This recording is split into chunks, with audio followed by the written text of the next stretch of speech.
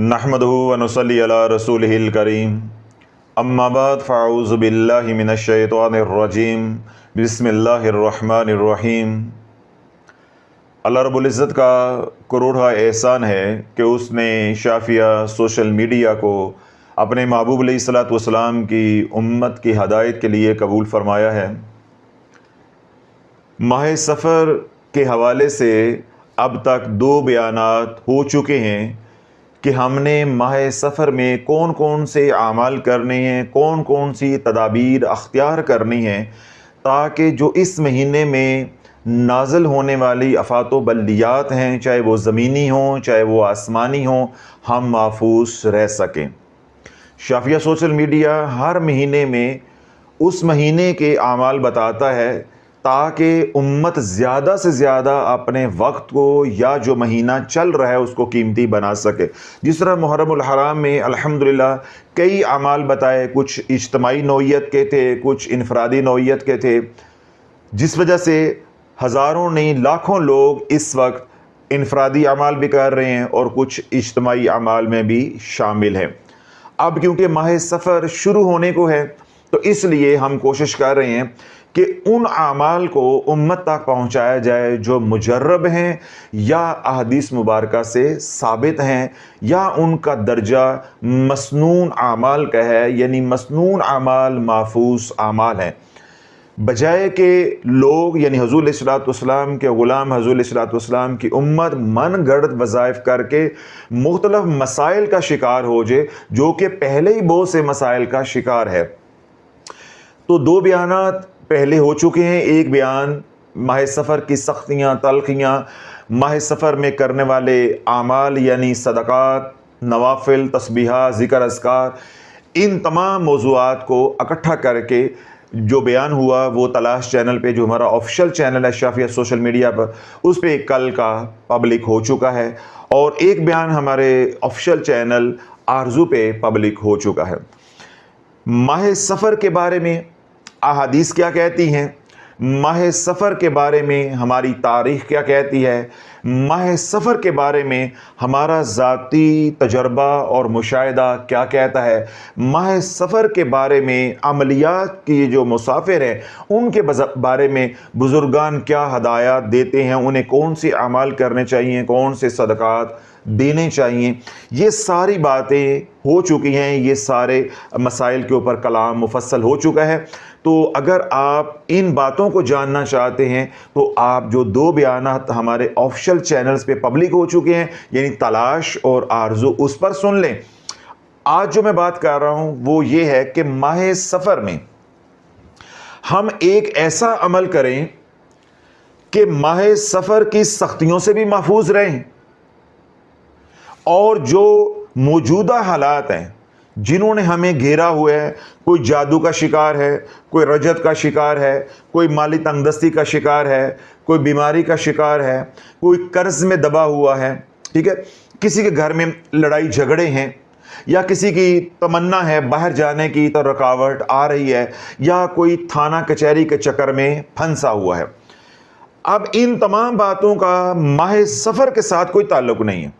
ये पहले से निज़ाम चला आ रहा है, ये पहले से आजमाइशें, सख्तियाँ, परेशानियाँ, मुसीबतें चली आ रही हैं। अब होगा क्या कि अगर इन परेशानियों का कोई हल नहीं निकाला जाएगा या इनका कोई इलाज नहीं किया जाएगा, कोई तदबीर नहीं की जाएगी, तो माह सफ़र में ये सख्तियाँ और बढ़ जाएंगी, इनके अंदर शिद्दत और आ जाएगी। अब हम इन सख्तियों का या इन परेशानियों का, इन मुसीबतों का या इन आजमाइशों का एक अलग इलाज करें और माह सफ़र की सख्तियों से बचने के लिए अलग अमाल करें, तो कहीं ये ना हो कि 2 अमाल का मजाज आपस में ना मिले और हम रजत में फंस जाएं। तो उससे बचाने के लिए मैं आप हज़रात को सूरह अलम नशरा का अमल बता रहा हूँ, जिसकी फजीलत हदीस पाक में भी आई है। क्योंकि ये जो बयान मैं आपके सामने कर रहा हूँ, बाद में ये बयान हमारा जो ऑफिशियल चैनल है अर्श, उस पे पब्लिक होना होता है। तो अर्श चैनल के ऊपर या अर्श प्लेटफॉर्म के ऊपर हम वही आमाल बताते हैं जो अहादीस से साबित हों या मसनून दर्जा रखते हो, ताकि हर तरह के महफूज अमाल में वो शामिल हों, ताकि वो लोग جو یہ سوچ رکھتے ہیں کہ ہم نے مسنون عمل کے علاوہ کوئی عمل نہیں کرنا، تو وہ بھی اس پلیٹ فارم سے نفع اٹھا سکے۔ تو جو ہر عمل کرنے کے عادی ہیں ان کے لیے تو ویسے ہی 6 کے 6 چینل ہر وقت دستیاب ہیں، جس چینل سے چاہیں وہ نفع اٹھا سکتے ہیں۔ سورہ علم نشرہ کے بارے میں اللہ کے نبی علیہ السلام کا ارشاد پاک ہے، حضرت ابی بن کعب رضی اللہ عنہ اس کو روایت کیا کہ حضور علیہ السلام نے ارشاد فرمایا کہ جس نے سورہ علم نشرہ پڑھی، عمل کس کے لیے بتا رہا ہوں؟ پریشانیوں کے لیے، مصیبتوں کے لیے، بیماریوں کے لیے، تکلیفوں کے لیے، یہ باتیں ذہن میں رکھ رہی ہیں۔ تو اللہ کے نبی علیہ السلام نے ارشاد فرمایا کہ جس نے سورہ علم نشرہ پڑھی وہ ایسے ہے کہ میرے پاس اس حال میں آیا کہ میں غم زدہ تھا، میں پریشان تھا، میں تکلیف میں تھا، اس نے مجھے خوش کر دیا، اس نے مجھے خوش کر دیا، میرا غم دور کر دیا۔ تو اللہ بولو سورہ علم نشرہ غموں کو دور کرتی ہے، مصیبتوں کو دور کرتی ہے، پریشانیوں کو دور کرتی ہے، تکلیفوں کو دور کرتی ہے، گھر میں لڑائی جھگڑے ہوں تو ان کو ختم کرتی ہے، خاص طور پہ مالی تنگ دستی کا شکار ہیں تو کشادگی لے کر آتی ہے۔ صرف موٹی بات آپ سمجھ لیں، بقیہ تفصیل میں آپ نہ جائیں، سورہ علم نشرہ بند رستے کھولتی ہے۔ صرف اس فکرے کو آپ پکڑ لیں، اس بات کو آپ پکڑ لیں، جس بند گلی کے اندر آپ آ چکے ہیں، یا اللہ نہ کرے ماہ سفر میں آپ احتیاط نہیں کرتے، اعمال والی زندگی نہیں گزارتے، کہیں آپ بند گلی میں آ جائیں، تو اگر بند گلی میں پھنس چکے ہیں تو سورۃ علم نشرہ نکالے گی، اور اگر بند گلی میں پھنسنے والے ہیں تو سورۃ علم نشرہ بچائے گی۔ تو یوں جو پھنس چکے ہیں ان کا علاج بھی سورۃ علم نشرہ کرے گی، اور جو آگے آنے والے دنوں میں سورۃ علم نشرہ پڑھیں گے، تقدیر میں آزمائش لکھی ہے تو یہی سورۃ علم نشرہ اس آزمائش سے بھی محفوظ رکھے گی، یعنی دائیں طرف والے بھی نفع اٹھائیں گے اور بائیں طرف والے بھی نفع اٹھائیں گے۔ حضور علیہ السلام نے جس طرح ارشاد فرمایا کہ جس نے سورۃ علم نشرہ پڑھی وہ اس حال میں میرے پاس آیا کہ میں پریشان تھا، غم زدہ تھا، تکلیف میں تھا، اس نے میری غم کو دور کر دیا، میری تکلیف کو، میری پریشانی کو دور کر دیا۔ پھر حضور علیہ السلام نے ارشاد فرمایا کہ جس نے سورۃ علم نشرہ پڑھی وہ اپنی مراد کو پہنچ گیا، وہ خوشی دیکھ کرے گا، اس کو خوشی مل کر رہے گی۔ تو اللہ جس بات کو اللہ کے نبی علیہ السلام نے فرما دیا وہ حق اور سچ ہے، وہ ہو کر رہنا ہے، وہ ہو کر رہنا ہے، وہ ہو کر رہنا ہے۔ عرض یہ کرنا چاہتا ہوں کہ اگر آپ پہلے سے ہی مصیبتوں میں آئے ہوئے ہیں، جس طرح میں نے ذکر کیا، جادو کا مسئلہ ہے اور رجت کا مسئلہ ہے، بیٹیاں گھر بیٹھی ہیں ان کا مسئلہ ہے، بے روزگاری کا مسئلہ ہے، اولاد پڑ گئی ہے، ملازمت نہیں مل رہی، گھر میں لڑائی جھگڑے ہیں، بیماریاں ہیں، وغیرہ وغیرہ، پہلے ہی آپ مصیبتوں میں آئے ہوئے ہیں، تو تب بھی سورۃ علم نشرہ پڑھو گے تو تمہارے نبی علیہ السلام نے بشارت دی ہے کہ تم اپنی مراد کو پالو گے، تمہیں خوشی دیکھنا نصیب ہوگی۔ اس کا کیا مطلب ہے کہ تم ان پریشانیوں سے نکل جاؤ گے، اور جو سورۃ علم نشرہ کو حفظ ما تقدم کے طور پہ پڑھے گا، اپنے معمولات میں شامل کر لے گا، تو وہ آنے والی مصیبتوں سے بچ جائے گا جن مصیبتوں نے ان کو گھیرا ہوا۔ تو یوں جو مصیبتوں میں پھنسے ہوئے ہیں وہ بھی سورۃ علم نشرہ پڑھیں گے، اور جو مصیبتوں سے ابھی بچے ہوئے ہیں اللہ ان کو بچائے رکھے وہ بھی سورۃ علم نشرہ پڑھیں گے۔ تفسیر مظہری کے اندر قاضی ثناء اللہ پتی رحمۃ اللہ علیہ، مجدد پاک رحمۃ اللہ علیہ کے قول کو نقل کرتے ہیں۔ یہ والی بات جو ابھی میں کرنے لگا ہوں اس کو خاص طور پہ وہ حضرات سنیں جو سلسلہ عالیہ قادریہ شافیہ میں مرید ہیں، شافیہ سوشل میڈیا کے ساتھ جڑے ہیں، اوراد و وظائف کرنے والے ہیں، عملیات کا ذوق رکھتے ہیں، روحانیت کا ذوق رکھتے ہیں، وہ پہلے یہ بات سنیں۔ لطائف کا یعنی جو ہماری روح کے لطائف ہیں ان کا عروج ہوتا ہے، جب عروج ہوتا ہے یعنی جب یہ لطائف عالم خلق سے، اس دنیا سے پرواز کرتے ہیں ذکر کے زور پہ، شیخ کی توجہ کی وجہ سے یہ اپنے اصل کی طرف جاتے ہیں، یعنی عالم ارواح میں جاتے ہیں۔ جب ان کا عروج ہو رہا ہوتا ہے تو پانچوں کی سرکڑائی میں ہوتا ہے، سالک کے مزے ہوتے ہیں، عامل کے مزے ہوتے ہیں، ہر طرح کا بست کا عالم ہوتا ہے، جدھر وہ ہاتھ ڈالتا ہے اللہ کامیابی عطا فرما دیتا ہے۔ مختصر یہ کہ وہ مٹی کو ہاتھ ڈالتا ہے اللہ سونا کر دیتا ہے، جو اس کے رکے ہوئے کام ہیں وہ بھی ہو جاتے ہیں، اللہ عزت بھی دیتا ہے، اور اس کی طبیعت حشاش بشاش ہوتی ہے، یعنی عبادت کے اندر بھی دل لگ رہا ہے اور دنیا کے کاموں میں بھی کامیابی ہو رہی ہوتی ہے، یعنی ہر طرف نفع ہی نفع نفع نفع ہی نفع، خوشی ہی خوشی، مسرت ہی مسرت ہوتی ہے، اور قلب کو طمانینت حاصل ہوتی ہے، یعنی عجیب ایک سکون سالک کو نصیب ہوتا ہے، ایک وجدان کی کیفیت ہوتی ہے، ایک کیف اس کو حاصل ہوتا ہے جب اس کے لطائف ذکر اور اپنے مرشد کی توجہ کی برکت سے اپنے اصل کی طرف جا رہے ہوتے ہیں۔ اب ظاہر ہے جو گیا ہے اس نے آنا بھی ہے، اور جو آیا ہے اس نے جانا بھی ہے۔ اب ایک سفر ہو گیا نیچے سے اوپر کا، عالم خلق سے عالم ارواح کا۔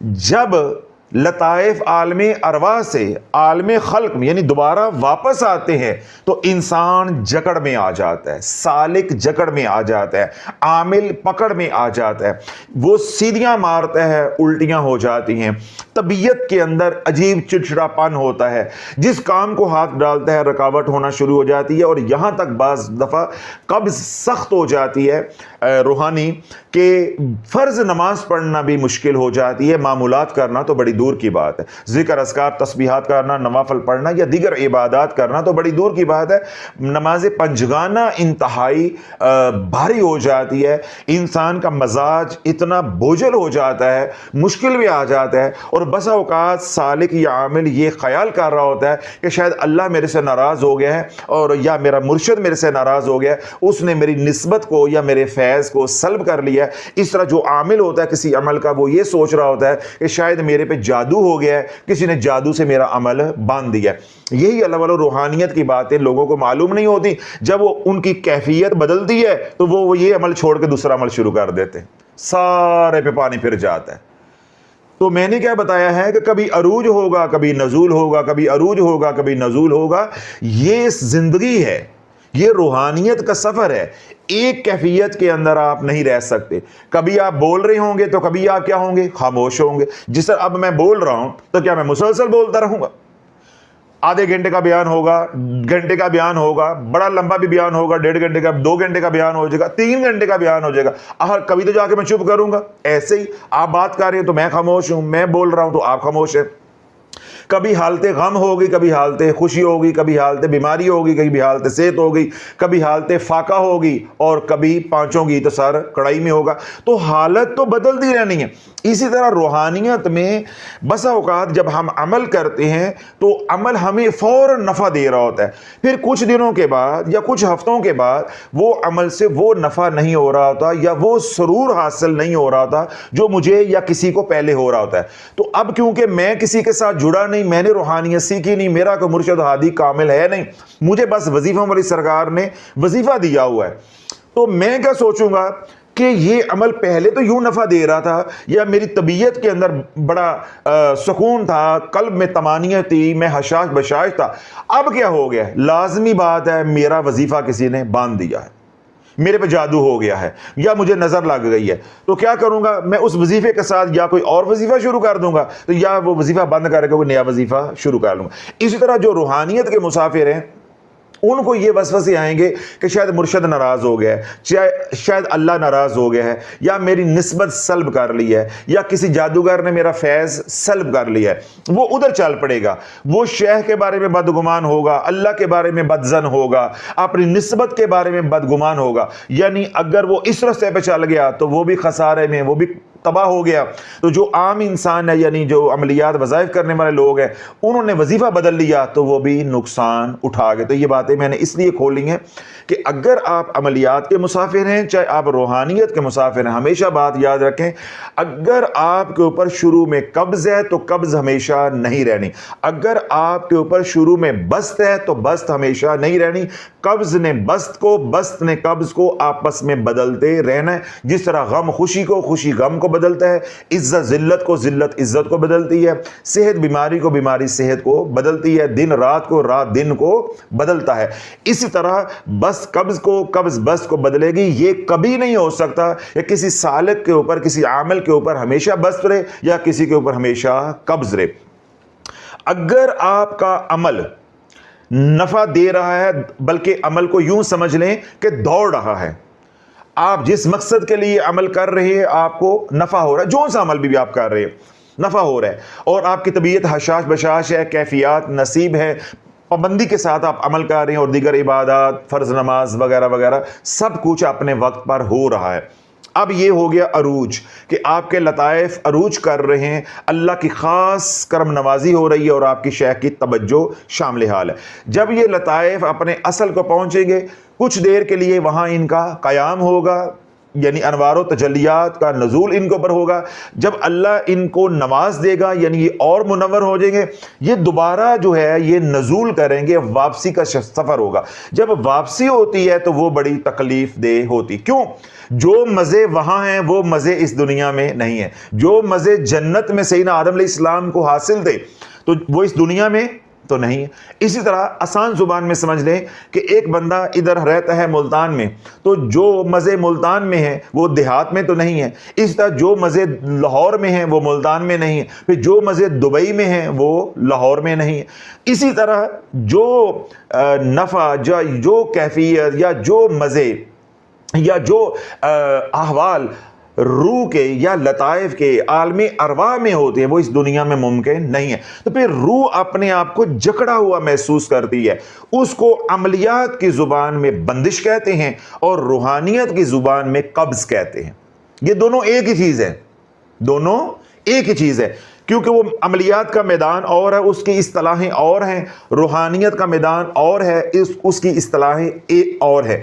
کہنا یہ چاہتا ہوں کہ عملیات کی زبان میں بات کر رہے ہوں گے تو آپ بندش کا شکار ہو رہے ہوں گے یا بندش محسوس کر رہے ہوں گے۔ اگر روحانیت کے مسافر ہیں، سالک ہیں، کسی سلسلے میں کسی مرشد کے ساتھ، بزرگ کے ساتھ وابستہ ہیں، تو آپ حالت قبض میں ہوں گے۔ عرض یہ کرنا چاہتا ہوں، چاہے بندش ہے چاہے قبض ہے، یہ تو ہو گئے عملیات کے اور روحانیت کے مسافر۔ عام عوام، جس طرح میں نے پہلے کہا کہ رشتوں کا مسئلہ ہے، مالی تنگ دستی کا مسئلہ ہے، بیماری کا مسئلہ ہے، جادو کا مسئلہ ہے، دیگر مسائل ہیں، کسی طرح کی بھی پریشانیاں ہیں، چاہے عملیات کے مسافر کو بندش لگی ہے تو پریشانی، روحانیت کے مسافر کو قبض ہے تو پریشانی، عام ہماری طرح کا انسان ہے، اس کے دنیا کے مسائل ہیں تو کیا ہے؟ پریشانی۔ تو مجدد پاک رحمۃ اللہ علیہ فرماتے ہیں کہ جب حالت نزول ہوتی ہے، انسان جکڑا جاتا ہے، جتنا سورہ علم نشرہ نفع دیتی ہے اتنی کوئی اور صورت نفع نہیں دیتی۔ میں نے تفصیل کے ساتھ یہ بات سمجھائی ہے تاکہ ہر طرح کے لوگ جو میں سنتے ہیں سب کو کچھ نہ کچھ نفع ہو جائے۔ اب روحانیت کے لوگ بھی نفع اٹھائیں گے سورہ علم نشرہ سے، عملیات کے لوگ بھی نفع اٹھائیں گے سورہ علم نشرہ سے، اور عام عوام جو مصیبتوں کے اندر پھنسی ہے وہ بھی نفع اٹھائے گی سورہ علم نشرہ سے۔ اس لیے اللہ والو، اگر آپ مصیبتوں سے نکلنا چاہتے ہیں یا ماہ سفر کی مصیبتوں سے بچنا چاہتے ہو، سورہ علم نشرہ 103 بار پڑھنے کا اپنا معمول بنا لو۔ شرط وہی ہے شافی کی، پھر اس عمل کے ساتھ کوئی اور عمل نہیں چلے گا، اس عمل کے ساتھ کوئی اور عمل نہیں چلے گا۔ وہ حضرات جو عملیات کے میدان میں کوئی عمل پہلے کر رہے ہیں، جس طرح انہوں نے خضری عمل کی زکوٰۃ دے دی ہے، سورہ مزمل کی زکوٰۃ دے دی ہے، بسم اللہ شریف کی زکوٰۃ دے دی، اور آج کل وہ فارغ ہیں، وہ یہ عمل کر سکتے ہیں، کیونکہ یہ عمل ان کے پہلے کیے ہوئے اعمال کو تقویت دے گا اور آئندہ بندش سے اور قبض سے ان کو محفوظ رکھے گا۔ اسی طرح جو روحانیت کے مسافر ہیں، وہ جو اپنی تسبیحات، ذکر اذکار، عبادات جو ان کے مرشد نے ان کو بتائی ہوئی ہیں، ان کے ساتھ سورۃ علم نشرہ کو شامل کر لیں۔ دو ہو گئے۔ تیسری ہو گئی عوام۔ عوام کے لیے پہلے ہے لتر، عوام کے لیے پہلے کیا ہے؟ پولا، لتر۔ پہلے تمام وظائف سے توبہ کرو۔ جب تک آپ توبہ نہیں کرو گے، آج کے اس بیان میں بھی آپ کے لیے کوئی حصہ نہیں ہے، کیونکہ میں نے لگی پڑی تو رکھنی نہیں ہے۔ ہم نے جو بات کرنی ہے وہ لگی پڑی کے بغیر کرنی ہے اور شرائط کے ساتھ کرنی ہے، مکمل بات کرنی ہے۔ آپ کی سمجھ میں آئے تو کر لو، نہیں سمجھ میں آئے تو اللہ آپ کو رسالہ نصیب کرے۔ جس طرح میں اکثر کہتا ہوں کہ بلکہ رسالہ لا کر پڑھا نہ کرو، اس کو پانی میں بھگو دیا کرو، تو صبح رسالے کو نکال کے زمین میں دفن کر دیا کرو، اور پانی کوٹ کوٹ آپ بھی پیو تو پورے محلے نے بھی پلاؤ ہے، تاکہ فیض جلدی پھیلے، جلدی آبادی کم ہو۔ تو آگے بندے پہ بندہ چڑھا ہوا ہے، ذرا آبادی کم ہو جائے۔ کیوں؟ جب آپ خود اپنے آپ کو برباد کرنا چاہ رہے ہو، جو بندہ خود اپنے آپ کو مار رہا ہو، تو پھر اس کو کون بچائے؟ पहले बात और थी, अब 1.5 साल से हम समझा रहे हैं, समझाने के बावजूद भी कोई बाज नहीं आता, तो फिर अल्लाह वालों हम उसके लिए कुछ नहीं कर सकते। अवाम तब सूरत अलम नशरा का अमल करे या उसको इस अमल से नफ़ा होगा अगर वो सारे मनगढ़ नीले पीले काले चिट्टे वज़ाइफ बंद करेंगे। अगे शाह, पीछे शाह, करंट शाह और नवा जड़ा आया शलवार शाह ते सोलर शाह, ये सब का ताल्लुक नाता बंद करेंगे, अपना ताल्लुक तोड़ेंगे। घर के अंदर नक्श लगे हैं, मोर का पंख है, सी का कांटा है, जूता रखा हुआ है, हंडिया रखी हुई है, तमाम खुराफात को कील ठोंके हुए, ये सारा गंद निकालेंगे। तवीज़ बांधे हुए हैं, तस्वीर लटकाए हुए हैं, ये सारा साफ करके अब आप आओ सूरह अलम नशरा पे। अब आपको वैसे ही नफ़ा होगा जैसे अमलियात के मुसाफिर को होगा, अब आपको भी ऐसे ही नफ़ा होगा जैसे रूहानियत के मुसाफिर को नफ़ा होगा। अब कोई फर्क नहीं रह जाएगा। अगर आप तौबा नहीं करते, वज़ाइफ नहीं छोड़ते, जाहिलीन पीरों डब्बा पीरों को नहीं छोड़ते, अमलियात वज़ाइफ मन गढ़ रसाले किताबें यूट्यूबर्स लौंडे लपाड़े इनको नहीं छोड़ते, तो शाफी के आपको 10 बार सलाम है, तुसी अपने घर राजी ते असी अपने घर राजी। साडे घर अज उंज भी आलू गोश्त पकिया है अज इतवार है ना, हाँ साडे घर उंज भी अज आलू गोश्त पकिया, सानू तुहाडी लोड़ भी कोई नहीं अज आई। पीरां नूं तां खाण नाल गर्ज होंदी है ना, ते अज साडे घर हांडी पक्की है, इसलिए हमें आज आपकी ज़रूरत भी नहीं है। तो ना ही आपको मेरे वजीफे की ज़रूरत है, मेरे बयान की ज़रूरत है, तो इसी तरह मुझे भी आज आलू गोश्त की ज़रूरत नहीं, मेरे अपने घर पकिया है। आप अपने घर राजी, जहां आप मुतमईन हैं, अल्लाह आपको नसीब करे, अल्लाह आपको नफ़ा दे, आप वहीं पे रहें। अगर आपने हमारे साथ चलना है तो जो शराइत बता रहे हैं उस तरीके से चलो। अगर आपको नुकसान हो जाए, हम इस दुनिया में भी जिम्मेदार हैं और आखिरत में भी जिम्मेदार हैं। और अगर आप बयान सुनने के बाद भी अपनी मनमानी करते हैं, फिर आप जानो और आपका काम जानने बताना मेरा फ़र्ज था। अब मुख्तसर ये कि दुनियादार हैं 103 बार तमाम वज़ाइफ बंद करके, अमलियात वाले हैं, अगर वो ज़कात देकर फारग हो चुके हैं, अगर किसी की अमल की ज़कात दे रहे हैं तो फिर ये अमल साथ नहीं कर सकते। अगर वो ज़कात दे के आजकल फारग हैं तो सूरत अलम नशरा को अपने अमाल में शामिल कर ले। रूहानियत के मुसाफिर हैं, जो अज़कार उनके मुर्शिद ने उनको दिए हैं या जो उनके सिलसिले के अज़कार हैं, उनके साथ सूरह अलम नशरा 103 बार रोज़ाना, अव्वल व आखिर 3 बार दुरूद इब्राहिम। अब दुनियादार जब ये अमल करेंगे, कभी अल्लाह जिंदगी भर में इनको किसी के दर का मोहताज नहीं होने देगा। बीमार है अल्लाह सेहत देगा, जादू है तो अल्लाह नजात देगा, बंदिश है तो अल्लाह खोल देगा, कर्ज में पकड़े हुए हैं जकड़े हुए हैं तो अल्लाह आसानी वाले असबाब पैदा फरमा देगा, खुलासी इंशाअल्लाह होकर रहेगी। इस रज्जत में फंसे हुए हैं, गलत वज़ाइफ पढ़ के फंस गए हुए हैं तो अल्लाह रज्जत से निकाल देगा। अमलियात के मुसाफिर ये सूरत अलम नशरा 103 बार रोज़ाना पढ़ेंगे तो ज़िंदगी भर कोई जादूगर उनका कोई अमल सल्ब नहीं कर सकेगा। कोई नजर बद आएगी, अमल थोड़ा सा ठंडा होगा, सुस्त होगा, जिसको कहते हैं स्लो हो जाएगा, लेकिन सूरत अलम नशरा जब पढ़ते रहेंगे वो दोबारा अमल चल पड़ेगा, अमल खुल जाएगा। रूहानियत के मुसाफिर 103 बार सूरत अलम नशरा रोज़ाना पढ़ेंगे तो कोई इनका बाल बीगा नहीं कर सकते। इनकी अरूज में तो हालत होगी सो होगी, नजूल में भी वो जकड़ नहीं आएगी, जिस्म पकड़ा नहीं जाएगा, रूह जो है वो बेजार नहीं होगी, वही बस्त वाली कैफियत इंशाअल्लाह नजूल में भी रहेगी। यानी इनका रूहानियत का सफ़र इंशाअल्लाह भागम भाग पूरी रफ्तार के साथ जारी रहेगा जब तक कि इनकी तकमील नहीं हो जाती। अर्ज़ ये करना चाहता हूँ कि जब सूरह अलम नशरा को शराइत के साथ पढ़ोगे जिनकी मैंने वजाहत की है, दुनियादारों को भी ये नफ़ा होगा, अमलियात के मुसाफिर आमलीन को भी नफ़ा होगा और रूहानियत के मुसाफिर यानी सालकीन को भी नफ़ा होगा। अब तरीका सुन लें। सूरह अलम नशरा हर बार बिस्मिल्लाह शरीफ के साथ पढ़नी, अव्वल आखिर मैंने बताया 3 बार दुरूद इब्राहिम कम अज़ कम, और अगर फुर्सत हो आसानी हो 5 बार या 7 बार। अगर 5 और 7 कर लेंगे तो बहुत नफ़ा होगा, और अगर 11 बार दुरूद इब्राहिम अव्वल और 11 बार आखिर पे कर लेंगे फिर तो कमाल हो जाएगी। कम अज़ कम अब ये हो गया 3 बार और ज़्यादा से ज़्यादा हो गया 11 बार। ये अपनी अपनी तबीयत के मुताबिक, अपनी फुर्सत के मुताबिक एक तादाद दुरूद पाक की متعین کر لینی ہے کہ 3 بار میں پڑھوں گا، 5 بار پڑھوں گا، 7 بار پڑھوں گا، اور کسی دن اگر آپ تعداد 11 سے 3 بھی کر لیتے ہیں تو کوئی مذائقہ نہیں ہے۔ جس دن آسانی ہو زیادہ درود پڑھ لیا، کیوں؟ جتنا درود پاک زیادہ پڑھا جاتا ہے اول و آخر، اتنا وظیفہ جسم کے اندر، روح کے اندر جذب کر جاتا ہے، اتنے اس کے قبولیت کے اور کامیابی کے امکانات بڑھ جاتے ہیں، اتنا ہی وظیفہ شر سے محفوظ ہو جاتا ہے۔ تو اس لیے میں نے آسانیاں بھی دے دی اور اصول و ضوابط طریقہ کار بھی بتا دیا ہے۔ کل انشاءاللہ فتح ہو کر رہے گی، فتح ہو کر رہے گی۔ تو یہ ہے طریقہ پریشانیوں سے نکلنے کا، مسنون طریقہ۔ دعا بھی میں نے بتا دی ہے اور ساتھ ادا بھی بتا دی ہے کہ یوں مانگو، ایسے ہاتھ کر کے مانگو جس طرح اللہ کے نبی علیہ الصلوۃ والسلام نے میدان عرفات میں 6 گھنٹے یوں ہاتھ اٹھا کر شدید گرمی کے اندر دعا مانگی ہے۔ ان دعاؤں کے اندر بھی یہ دعا تھی، یا حیو یا قیوم برحمتک استغیث، اپنے لیے بھی اور اپنی امت کے لیے بھی، قیامت تک آنے والی امت کے لیے بھی۔ میدان بدر میں بھی جب کڑا وقت آیا تو اللہ کے نبی علیہ الصلوۃ والسلام نے یہی دعا مانگی۔ عرض یہ کرنا چاہتا ہوں کہ من گھڑت وظائف سے بچو، بغیر شرائط سے وظائف پڑھنے سے بچو، ان سے نفع کم، آپ کو نقصان اتنا ہوگا کہ آپ کی نسلیں بھی اس کا ازالہ نہیں کر سکیں گی۔ آپ غلطی کر کے قبر میں اتر جاؤ گے، نسلیں بھگتتی رہیں گی۔ کوئی پریشانی آ جائے، کوئی مصیبت آ جائے، یا کوئی مصیبت اس وقت بھی موجود ہے، اسی دعا کو چلتے پھرتے اٹھتے بیٹھتے ہر حال کے اندر، وضو بغیر وضو، پاکی ناپاکی، دعا کی کوئی تعداد نہیں ہے۔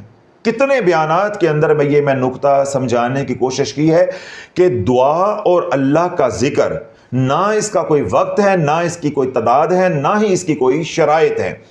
کسی سے پوچھنے کی ضرورت نہیں ہے، دن رات مانگو اور ہر حال میں مانگو، دن رات اللہ کا ذکر کرو اور ہر حال کے اندر کرو، جتنا مرضی کرو۔ یہ اللہ کی توفیق ہے اور آپ کی ہمت ہے، جتنا کر سکتے ہو اللہ کا ذکر کرو۔ اس طرح دعا ہے جتنی مرضی کرو ہے، اس کی کوئی تعداد نہیں ہے۔ بیٹھ کے کرو، لیٹ کے کرو، چلتے پھرتے کرو، حالت سجدہ میں کرو، نماز کے بعد کرو، اس طرح صدقہ خیرات کی ہے، کوئی نیک عمل کیا ہے اس کے بعد کرو، قرآن کی تلاوت کی ہے اس کے بعد کرو، کوئی اور عمل کر رہے ہو تو اس کے ساتھ کرو۔ اپنی دعاؤں کے اندر جب دعائیں مانگ لی ہیں، ان دعاؤں کے اندر اس دعا کو بھی شامل کر لو۔ کوئی وظیفہ نہیں کرنا، اپنی جو پریشانی ہے، اپنا جو مقصد ہے، اس کو ذہن میں رکھ کے اللہ سے مناجات کرو۔ اسی طرح رو رو کے بھی کرو اور آسمان کی طرف یوں چہرہ کر کے تو یوں ہاتھ کر کے بھی مانگو، یا حیو یا قیوم برحمتک استغیث۔ اللہ والو، یہ عمل کسی بھی ایمرجنسی میں کرو گے انشاءاللہ اللہ چند لمحوں میں حالات کو پھیر دے گا۔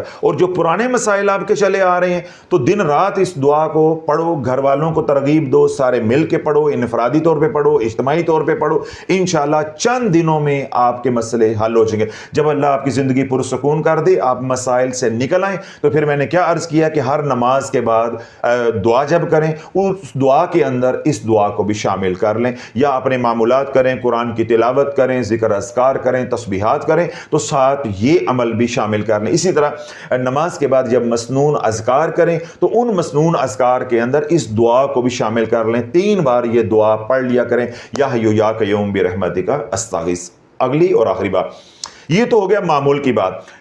جب ایمرجنسی آ گئی، کوئی پریشانی آ گئی، کوئی تکلیف آ گئی، پھر کوئی تعداد نہیں ہے، پھر کھلا پڑھنا ہے، جتنا پڑھ سکتے ہیں خود بھی پڑھیں اور اپنے متعلقین کو، اپنے اہل و عیال کو، گھر والوں کو بھی ترغیب دیں کہ وہ بھی اس کا اہتمام کریں، اور ساتھ کملی والے پہ درود پڑھو، صلی اللہ علی محمد استغفر اللہ، صلی اللہ علی محمد استغفر اللہ۔ جب کوئی پریشانی کا عالم ہو تو پھر یہ 2 اعمال ہو جائیں گے، ایک ہو جائے گا یا حیو یا قیوم برحمتک استغیث، ایک ہو جائے گا صلی اللہ علی محمد استغفر اللہ۔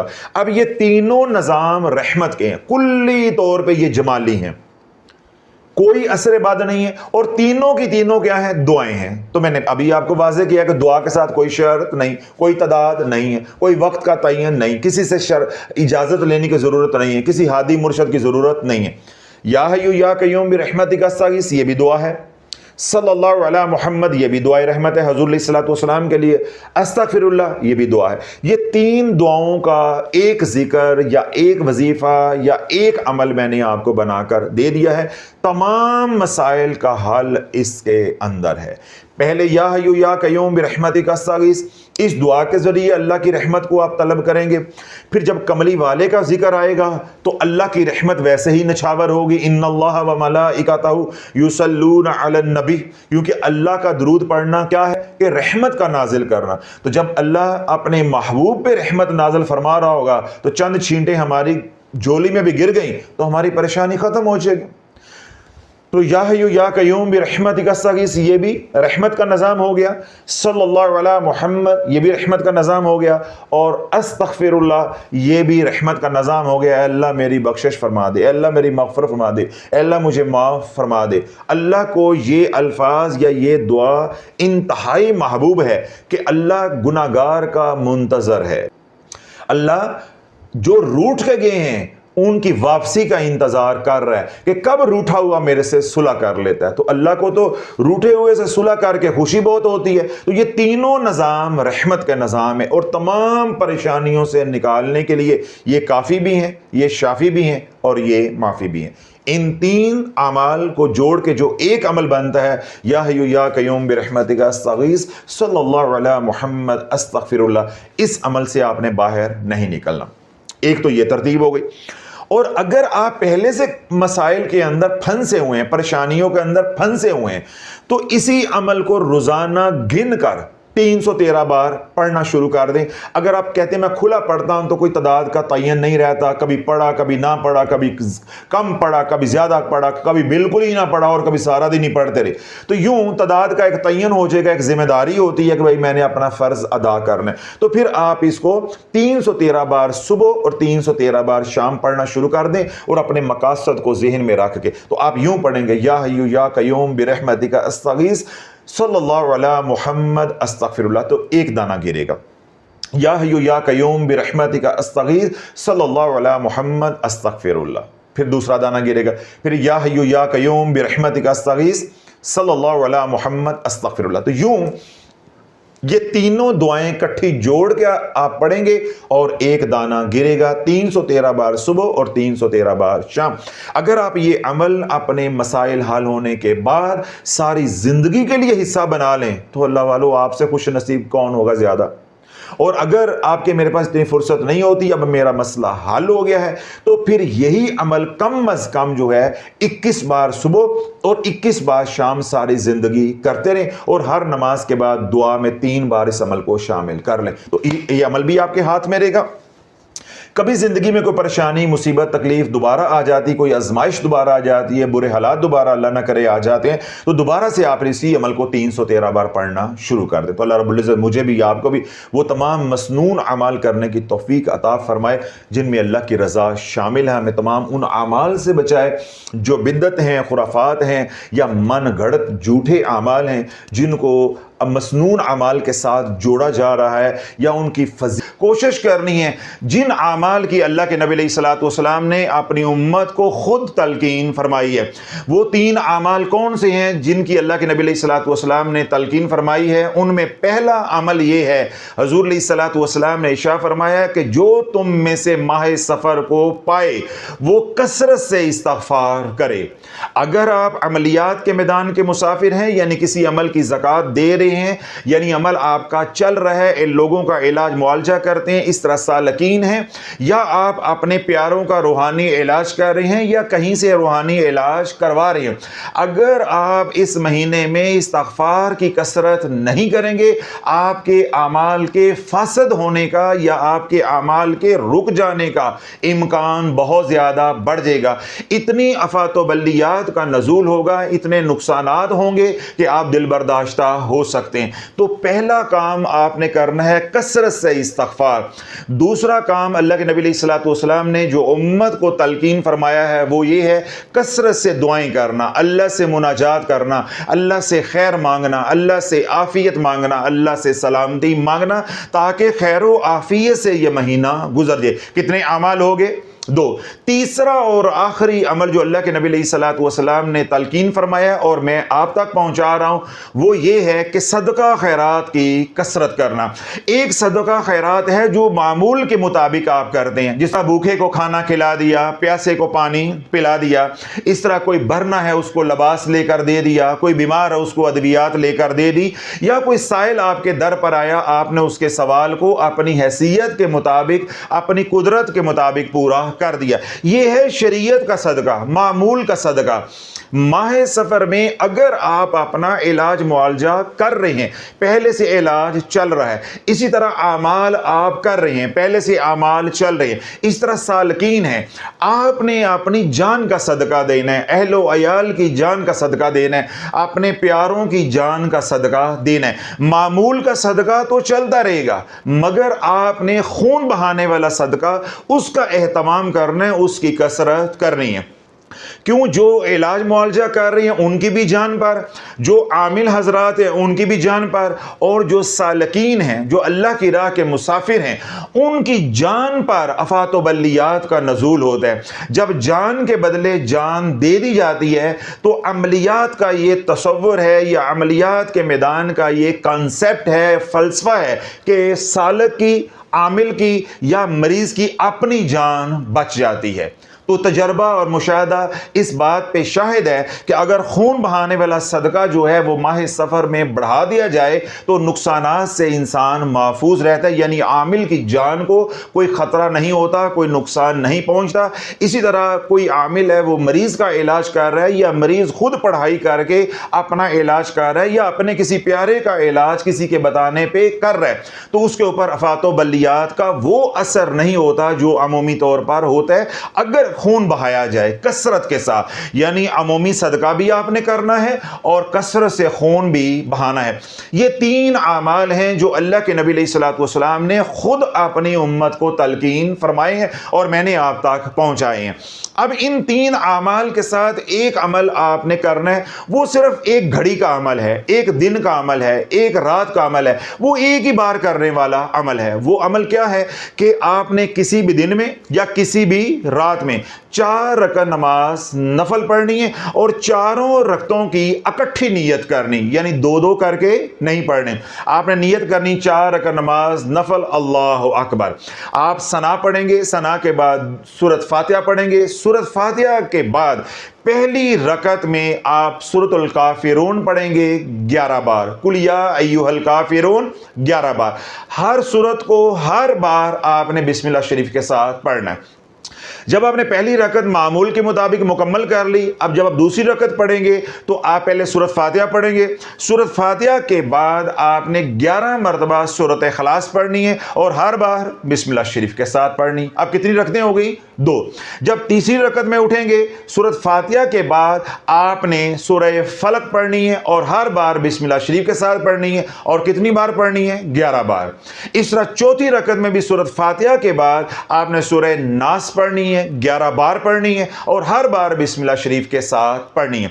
आसान तरीका याद रखने का यह है कि आपने 4 रकअत नमाज नफल पढ़नी है और 2 सलामों के साथ पढ़नी, यानी चारों रकतों की इकट्ठी नियत करनी है और 4 कुल पढ़ने हैं। जिस तरतीब से चारों कुल हैं उसी तरतीब से पढ़ने हैं और 11-11 बार हर कुल को पढ़ा जाएगा और हर बार हर सूरत को बिस्मिल्लाह शरीफ के साथ पढ़ा जाएगा।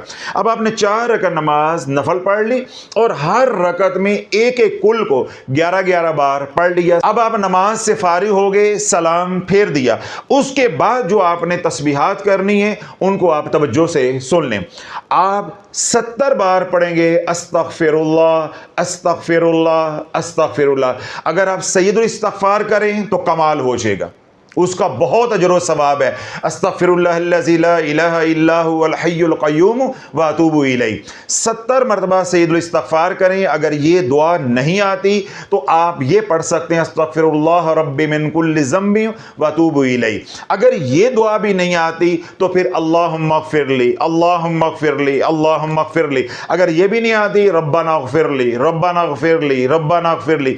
या महज़ जो मैंने कहा अस्तगफिरुल्लाह अस्तगफिरुल्लाह अस्तगफिरुल्लाह। यानी 4 रकात नमाज नफल पढ़ने के बाद आपने जो अज़कार करने हैं, उन अज़कार में जो पहला जिक्र है वो है इस्तग़फ़ार। 70 बार आप इस्तग़फ़ार करेंगे, 70 बार आप पढ़ेंगे इय्याका नअबुदु व इय्याका नस्तईन, इय्याका नअबुदु व इय्याका नस्तईन, इय्याका नअबुदु व इय्याका नस्तईन। 70 बार आप ये पढ़ेंगे और 70 बार कमली वाले पे दुरूदे मग़फ़िरत पढ़ेंगे। दुरूदे मग़फ़िरत क्या है?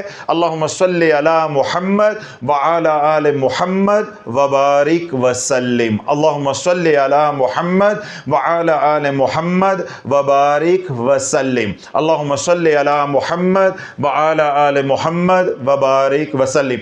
यूं 4 रकात नमाज नफल पढ़ने के बाद आपने ये 3 आमाल करने जो मैंने तफसील से आपको समझा दिए। 70 बार इस्तग़फ़ार, 70 बार दुआ करनी इय्याका नअबुदु व इय्याका नस्तईन, और 70 बार दुआए रहमत करनी है हुज़ूर अलैहिस्सलातु वस्सलाम के लिए, यानी दुरूदे मग़फ़िरत पढ़ने। जब आप ये 4 रकात नमाज नफल पढ़ेंगे, साथ ये 3 अज़कार करेंगे, तो आपको क्या मिलेगा?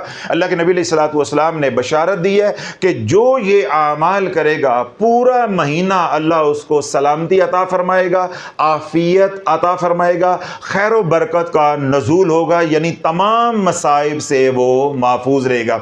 जब भी मैं आमाल किसी भी महीने के बताता हूँ तो मैं ये अर्ज़ करता हूँ कि हमने मार्केट में बिकने वाला चूरन नहीं खरीदना और ना ही इस्तेमाल करना है। मन गढ़त वज़ाइफ से अपने आप को भी बचाना है और अपने प्यारों को भी बचाना है। अल्लाह वालों, माह सफ़र में जो चूरन बेचा जा रहा है वज़ाइफ का, अगर आप करोगे 2-4 दिन के लिए ये अमल करोगे या 1 दिन का अमल करोगे, फिर उन आमाल को छोड़ दोगे, तो उन आमाल का असर बद आप पर आकर रहेगा, यानी नेगेटिव एनर्जी का आप शिकार होकर रहेंगे या आप रजत का शिकार भी हो सकते हैं। हमने वही आमाल करने हैं जो अल्लाह के नबी अलैहिस्सलातु वस्सलाम ने उम्मत को तलकीन फरमाए।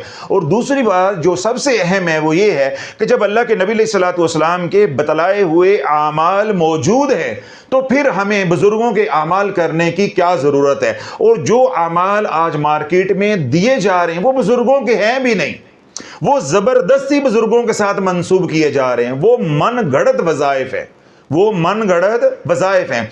बुजुर्गों की तरतीब या बुजुर्गों का तरीका माह सफ़र में होता ये है कि कसरत से इस्तग़फ़ार करना, अवामुन्नास से अपना मेल मिलाप कम कर देना, खलवत की ज़िंदगी बढ़ा देना, यानी खलवत को वक्त ज़्यादा देना, हुजरे को वक्त ज़्यादा देना, कुरान की तिलावत करना, ज़िक्र अज़कार करना, दरूद पाक पढ़ना। तो यही अमाल अल्लाह के नबी अलैहिस्सलातु वस्सलाम ने तलकीन फरमाए। माह सफ़र में कोई वजीफ़ा करना किसी बुजुर्ग की तरतीब नहीं है, किसी बुजुर्ग का तरीका नहीं है, किसी बुजुर्ग की सुन्नत नहीं है। चंद आमाल हैं मखसूस जो माह सफ़र में किए जाते हैं, जिस तरह हिज़्बुल बहर है, दुआए सैफ़ी है, वो माह सफ़र में किए जाते हैं, मगर वो खवास के लिए हैं। जो खवास फिर उसकी कीमत अदा करते हैं उन्हीं से जाकर पूछो। जो माह सफ़र में हिज़्बुल बहर का अमल करते हैं, दुआए सैफ़ी का अमल करते हैं या सूरह जिन का अमल करते हैं, उन्हीं से पूछो कि वो कीमत क्या अदा करते हैं। तो मैं तो मुखातिब हूँ आपसे, अवामुन्नास से। ये खवास का मैदान नहीं है, खवास जाने और खासुल खास जाने। हम तो अवाम हैं, हमने तो आपको वो बात समझानी है जो मेरे आपके लिए ज़रूरी है और जो अल्लाह के नबी अलैहिस्सलातु वस्सलाम ने हमें तलकीन फरमाई है। तो आपने अपने आप को अवाम की सतह पे समझना है। जो हिज़्बुल बहर का चूरन बेचे, आपने वो चूरन लेकर नहीं चाटना, वरना आपकी 7 नस्लें बर्बाद हो जाएंगी। पिछले 2.5 सालों से मैं ये बात समझा रहा हूँ। हमारे पास दर्जनों नहीं सैकड़ों लोग ऐसे आ चुके हैं जिन्होंने माह सफ़र में करवाने वालों के करवाने पे हिज़्बुल बहर का अमल किया, खुद भी पागल हो गए, खुद भी उजड़ गए, उनकी नस्लें भी बर्बाद हो गई। एक पढ़ा लिखा बंदा डॉक्टर है, मैं नाम नहीं लेना चाहता, उनका शहर भी जो है वो मैं आपके ऊपर वाज़े नहीं करना चाहता, उनके शहर का नाम भी नहीं लेना चाहता कि किसी को इशारा मेरा समझ ना आ जाए। एक पढ़ा लिखा बंदा डॉक्टर है, वो पीरों की बातों में आ गया, मौलवियों की बातों में आ गया। उसने जाकर पैसा दे के, किराया लगा के, वहाँ पे वक्त गुजार के हिज़्बुल बहर का अमल किया। खुदा की इज्जत की कसम है, अब वो यहाँ पे भी किताब रख के पढ़ नहीं सकता, यहाँ पे किताब रख कर पढ़ नहीं सकता, यानी जिंदगी अजाब बन गई है, आई साइट खत्म हो गई है, रिज़्क़ खत्म हो गया है, बीमारियों ने घेर लिया है, जिल्लत का निज़ाम चल पड़ा है, अहलो अयाल बिस्तरों पे पड़ गए हैं। गलती क्या की है कि नाकस के कहने पे हिज़्बुल बहर का अमल जो है वो माह सफ़र में कर लिया। जब मुझे मालूम हुआ तो मेरे दिल में ख्याल आया, मैंने कहा गलती है इंसान से हो जाती है, हम कौन से मासूम हैं, हमारे से गलती नहीं होती। तो मैंने तरस खाया, मैंने कुछ अमाल बताए, कुछ तरीका बताया, उनकी रहनुमाई की कि आप डॉक्टर साहब यूं करें तो ये पढ़ें, ये अमाल करें, अल्लाह खैर फरमा देगा। अब मुझे उनके चाहने वालों ने बताया कि हज़रत साहब आप कम अज़ कम वो चलना फिरना शुरू हो गए और 2.5-3 फुट तक उनको नज़र आना शुरू हो गया, यानी 2.5-3 फुट तक कोई अक्स उनको नज़र आता है, यानी उनको ये शायबा हो जाता है कि यहाँ कुछ मौजूद है। पहले तो वो 1 फुट तक भी देख नहीं सकते थे। अल्लाह बोलो ऐसी गलती करके आपने ना तो अपने आप को परेशान करना है और ना अपने प्यारों पे आपने जुल्म ढाना है, वही अमाल करने हैं जो अल्लाह के नबी सल्लल्लाहु अलैहि वसल्लम ने तलकीन फरमाए हैं और मैंने आप तक पहुंचाए हैं। इंतहाई आसान अमल है। पहला अमल क्या है? कसरत से सदका और खैरात। दूसरा अमल क्या है? कसरत से दुआएं। तीसरा अमल क्या है? कसरत से इस्तग़फ़ार। मुझे बताओ इन तीनों में क्या मुश्किल है? और एक अमल है वो एक ही घड़ी का करने वाला है, एक ही वक्त का करने वाला है, वो 4 रकात नमाज नफल है। आप सुबह में पढ़ लें, रात में पढ़ लें, जब आसानी है तब आप पढ़ लें। वो ख़वातीन जिनके अयाम चल रहे हैं इन दिनों में वो ये अमल नहीं कर सकती, ठीक है, वो जो अज़कार हैं वो करती रहें। जो ही वो तहारत अख्तियार कर लें, पाक हो जाए, आज हो जाए, 5 दिन बाद हो जाए, 7 दिन बाद गुस्ल कर लें, उसके बाद वो अमल कर लें। तो ये 4 अमाल कुल हैं, यानी दुआओं की कसरत, इस्तग़फ़ार की कसरत, सदका खैरात की कसरत और चौथा अमल मैंने नवाफल का बताया। जब आपने 4 रकात नमाज